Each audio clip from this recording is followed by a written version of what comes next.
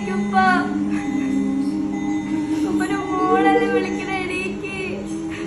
ഉപ്പന്റെ അപ്പനല്ലേ വിളിക്കണ, എണീക്കുപ്പ. ഉപ്പല്ലാതെ ഞങ്ങൾക്ക് ജീവിക്കാൻ പറ്റില്ല. ഉപ്പ ഭയങ്കര വേദനയോടെയാണ് ജീവിക്കണത്. ഉപ്പല്ലാതെ ഞങ്ങൾക്ക് പറ്റില്ല.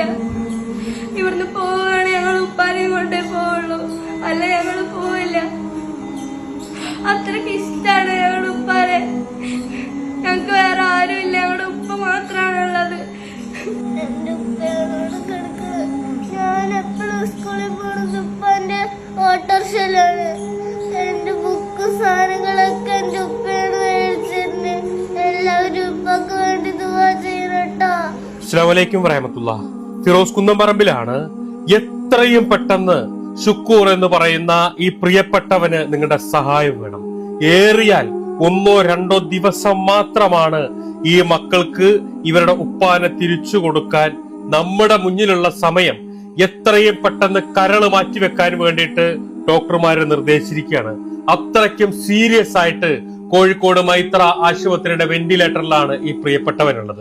ആ 2 മക്കളുടെ കണ്ണീര് കണ്ടിട്ട്, ആ കുഞ്ഞു മക്കളുടെ യാചന കണ്ടിട്ട്, ആ മക്കളെ യത്തീമാവാതിരിക്കാൻ, അനാഥരാവാതിരിക്കാൻ, ആ ഉപ്പാനെ ജീവിതത്തിലേക്ക് തിരിച്ചു കൊണ്ടുവരാൻ നിങ്ങളെല്ലാവരും സഹായിക്കണം എന്ന് അഭ്യർത്ഥിക്കുകയാണ്. അസ്സലാമു അലൈക്കും വറഹ്മത്തുള്ളാഹി.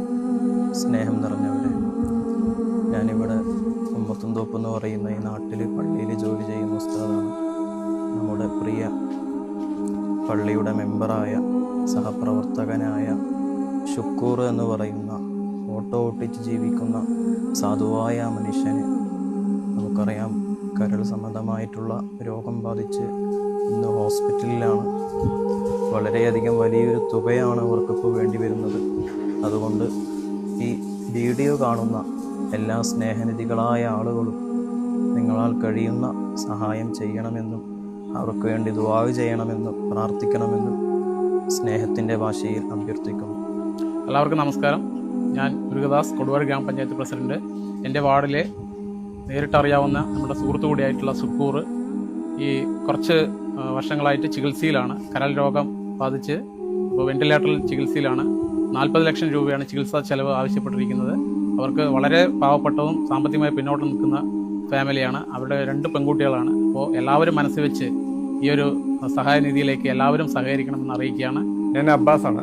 പിന്നെ കൊടുവായൂർ ഗ്രാമപഞ്ചായത്ത് ആരോഗ്യ സ്റ്റാൻഡിംഗ് കമ്മിറ്റി ചെയർമാനാണ്. നമ്മുടെ കൊടുവായൂർ ഉമ്മത്തൊപ്പിലെ ഏറ്റവും പ്രിയപ്പെട്ട സഹോദരനായിരുന്നു ഷുക്കൂർ. എല്ലാ കാര്യങ്ങൾക്കും എല്ലാ ജീവകാരുണ്യങ്ങൾക്കും മുന്നോട്ട് നിന്ന വ്യക്തിയാണ്. അദ്ദേഹത്തിൻ്റെ